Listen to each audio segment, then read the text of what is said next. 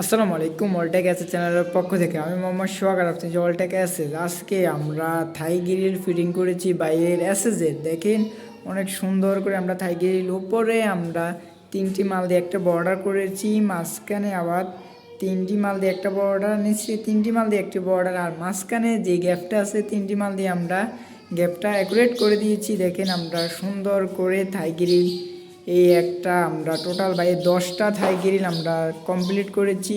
দেখেন এখানে 2টি বাইয়ের যাবতীয় অনেক কাজ করতে হবে আমাদের। কোনো আমরা মাপ নিয়েছি আমাদের চলমান কাজ। দেখেন বাইয়ের আরেকটা গ্রিল, এটা থাই গ্রিল। বাইয়ের টোটাল থাই গ্রিল আমরা ব্যবহার করি 10টা ব্যবহার করেছি। দেখেন ওই আরেকটি পাকঘরের থাই গ্রিল।